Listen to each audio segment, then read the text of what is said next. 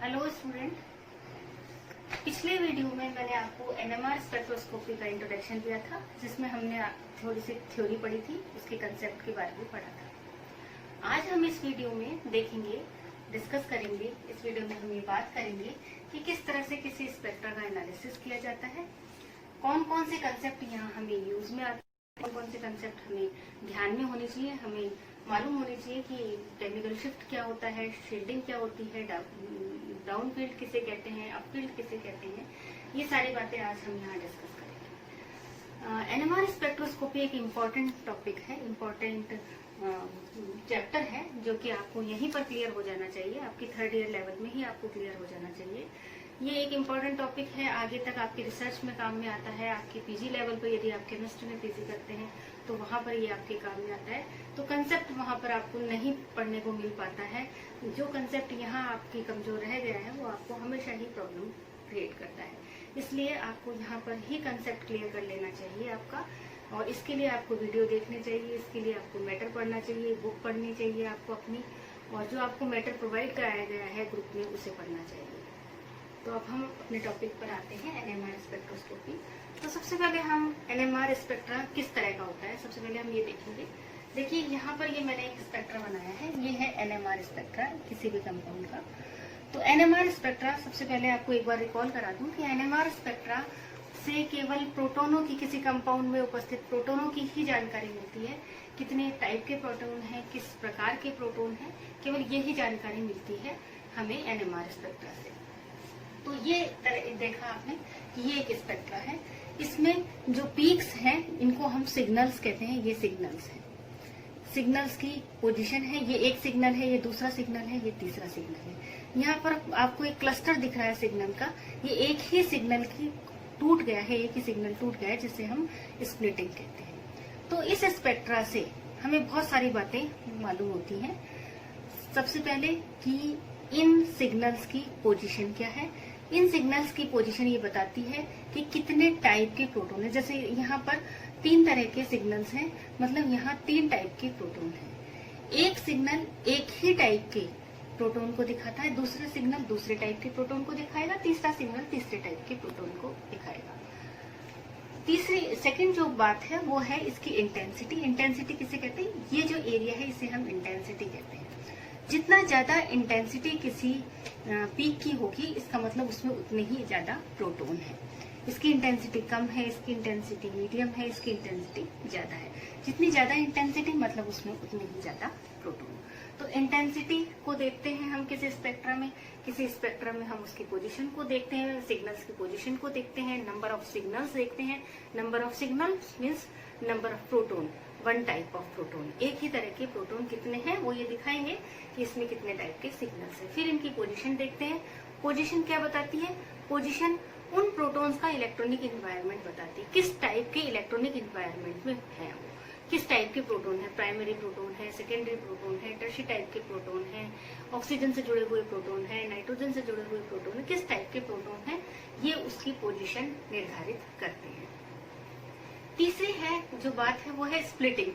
ये एक ही सिग्नल, मैंने आपको बताया कि ये एक ही सिग्नल है, ये सिग्नल 3 सिग्नल्स में टूट गया, इसको कहते हैं स्प्लिटिंग। इस सिग्नल की स्प्लिटिंग हो गई, इस सिग्नल की स्प्लिटिंग हो गई। यहाँ ये सिंगल सिग्नल है, इसकी स्प्लिटिंग नहीं हुई। स्प्लिटिंग ऑफ सिग्नल ये शो करता है कि जो प्रोटॉन है उसकी, जिस प्रोटॉन की स्प्लिटिंग हुई है उसके पास वाले कार्बन में कितने प्रकार के प्रोटॉन है, कितने प्रोटॉन है, ये उसकी स्प्लिटिंग को बताता है।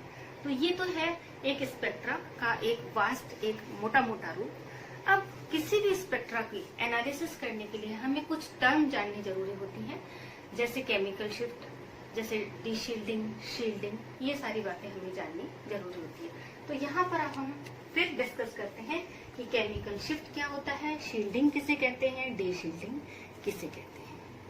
जब किसी भी कंपाउंड में बहुत सारे टाइप के प्रोटॉन्स होते हैं, प्राइमरी प्रोटॉन है, सेकेंडरी कार्बन से जुड़े हुए प्रोटॉन होते हैं, ऑक्सीजन से जुड़े हुए प्रोटॉन होते हैं, नाइट्रोजन से जुड़े हुए प्रोटॉन होते हैं, डबल बॉन्ड से जुड़े हुए प्रोटॉन होते हैं, कई टाइप के प्रोटॉन होते हैं। तो जो प्रोटोनों की पोजीशन होती है वो उसके केमिकल एनवायरनमेंट पर निर्भर करती है। प्रोटोनों की जो सिग्नल की पोजीशन, प्रोटॉन्स के सिग्नल की पोजीशन उनके केमिकल एनवायरनमेंट पर निर्भर होती है। और केमिकल एनवायरनमेंट किससे निर्धारित होता है? केमिकल एनवायरनमेंट किस तरह से निर्धारित? प्राइमरी प्रोटोन है तो उसका केमिकल एनवायरनमेंट अलग होगा, सेकेंडरी टाइप के प्रोटोन है तो उनके एनवायरनमेंट अलग होगा। मतलब उसके चारों तरफ किस टाइप के इलेक्ट्रॉन्स है, बॉन्डिंग इलेक्ट्रॉन उस पर किस प्रकार के बॉन्डिंग इलेक्ट्रॉन्स हैं, ये उसके इलेक्ट्रॉनिक एनवायरनमेंट कहलाता है। और ये इलेक्ट्रॉनिक एनवायरनमेंट ही निर्धारित करता है कि सिग्नल में उन प्रोटॉन की पोजीशन कहाँ होगी स्पेक्ट्रा में, वो कहाँ पर सिग्नल देंगे। जैसे ये प्रोटॉन है, इसके चारों तरफ जो इलेक्ट्रॉन्स हैं वो इसके चारों तरफ घूमने लगते हैं और घूमने से उसमें इंड्यूस्ड मैग्नेटिक फील्ड उत्पन्न हो जाता है।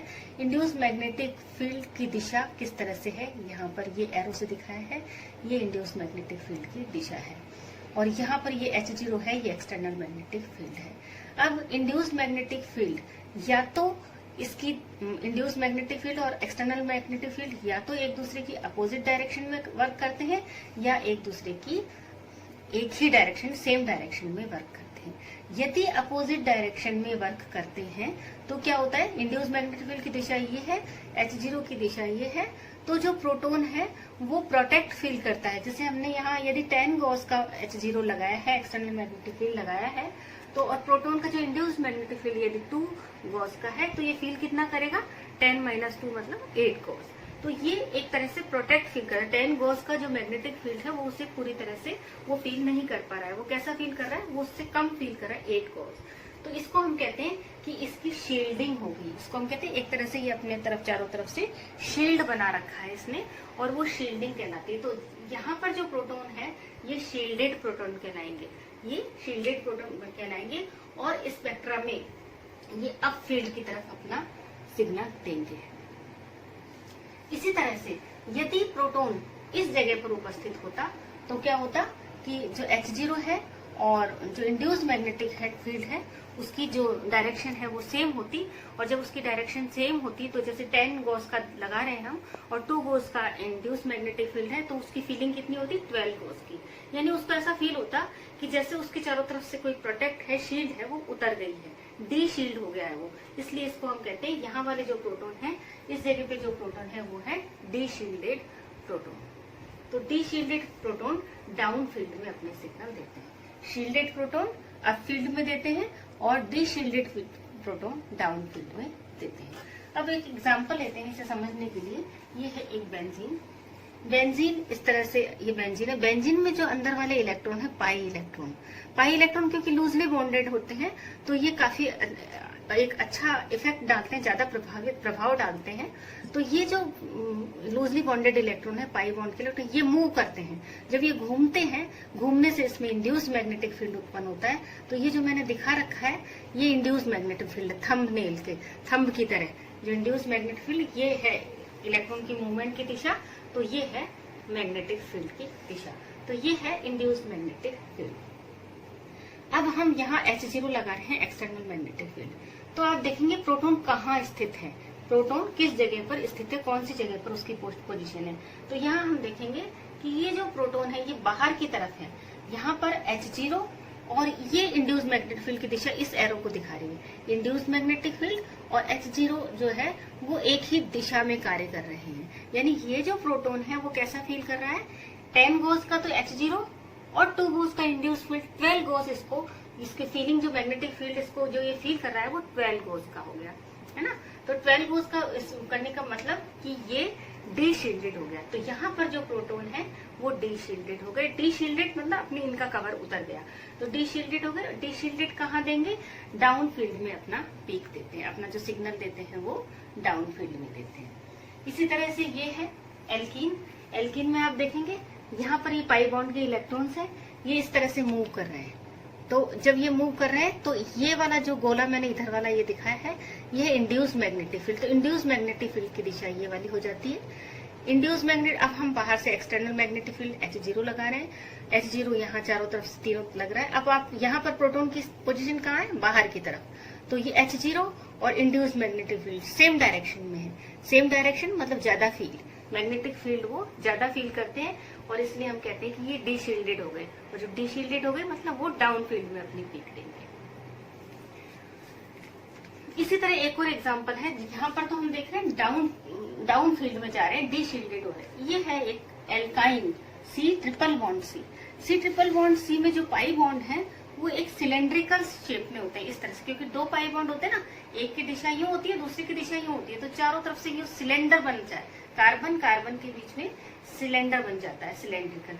तो इसकी जो पोजीशन होती है इसको इस तरह से दिखाते हैं, ये कार्बन कार्बन और ये 3 बॉन्ड। और यहाँ पर अब इलेक्ट्रॉन मूवमेंट यूं होता है, इस तरह से इसका इलेक्ट्रॉन मूवमेंट होता है। जब इलेक्ट्रॉनिक मूवमेंट यूं होगा तो इंड्यूस मैग्नेटिक फील्ड इसकी परपेंडिकुलर उत्पन्न हो जाता है। ये है इंड्यूस मैग्नेटिक फील्ड। अब प्रोटॉन यहाँ पर जो है सी ट्रिपल बॉन्ड में सी प्रोटॉन कहाँ है, यहाँ H, ये दिख रहे थे, है ना। तो ये सी ट्रिपल बॉन्ड सी में जो प्रोटॉन है वो यहाँ है। अब हम एक्सटर्नल मैग्नेटिक फील्ड लगा रहे हैं, तो एक्सटर्नल मैग्नेटिक फील्ड इस दिशा में है और इस यहाँ पर जहां पर प्रोटॉन है वहां पर इंड्यूस मैग्नेटिक फील्ड इस दिशा में उल्टा, H0 यूं है और इंड्यूस मैग्नेटिक फील्ड, तो दोनों अपोजिट डायरेक्शन में है। यानी 10 गाउस का यदि ये दे रहे हैं अपन और 2 गाउस का यदि इंड्यूस मैग्नेटिक फील्ड है, तो ये जो प्रोटॉन है ये कितना फील कर रहा है, केवल 8 गाउस, मतलब ये शील्डेड हो गया। इसका ऐसे फील हो रहा है कि ये इसके चारों तरफ एक कवर हो गया। तो ये जो प्रोटॉन है ये है शील्डेड। तो ये जो शील्डेड प्रोटॉन है वो कहाँ आते हैं, अप फील्ड में, ठीक है। तो शील्डेड अप फील्ड में और डीशील्डेड डाउन फील्ड में। अब आता है कि किसी जो भी स्पेक्ट्रा होता है उसमें हमें एक रेफरेंस कंपाउंड लेना पड़ता है। मतलब हम जो प्रोटॉन की पोजीशन को ऐसे ही नहीं दिखा सकते कि पोजीशन यहाँ पर आ गई, यहाँ पर हमें एक रेफरेंस कंपाउंड लेना पड़ता है और उसका एक जो सिग्नल होता है उसको हम एक आइडियल मान करके और उसको आगे हम उसकी रेफरेंस मान करके उससे हम पीक दिखाते हैं। तो रेफरेंस कंपाउंड होता है टेट्रामिथाइल सिलेन, TMS है, किनारे पर आ जाता है इसकी पीक, TMS की पीक सबसे किनारे पर आती है और इसको हम रेफरेंस मान करके आगे की पीक की हम उसकी गणना करते हैं, आगे की पीक हम उसका देखते हैं। के कारण जो प्रोटॉन है वो अपनी पोजीशन को अपफील्ड या डाउनफील्ड की ओर शिफ्ट करता है, उसे हम केमिकल शिफ्ट कहते हैं। तो आज इस वीडियो में हमने ये 3 बातें सीखी, केमिकल शिफ्ट, शील्डिंग एंड डीशील्डिंग। अब जो आगे की बातें हैं वो हम अगले वीडियो में देखेंगे। आपको यदि इस वीडियो में कोई प्रॉब्लम आपको फील होती है, आपको कहीं कुछ समझ नहीं आ रहा है, या तो आप मुझे आकर के कमेंट बॉक्स में बता सकते हैं। आप वीडियो को पूरा देखिए और हर वीडियो को देखिए। एक NMR का पहला वीडियो है उसे देखिए, ये सेकंड वीडियो इसे देखिए, थर्ड वीडियो और बताऊंगी मैं, थर्ड वीडियो। इस तरह से आप कंटिन्यूएशन में देखेंगे तो आपको अच्छे से समझ में आएगा, आप NMR स्पेक्ट्रोस्कोपी को समझ सकेंगे। थोड़ा सा टफ टॉपिक है आपके लिए, लेकिन यदि आप पढ़ेंगे और वीडियो देखेंगे तो आप जरूर ही इसे हल कर पाएंगे और समझ पाएंगे। Thank you.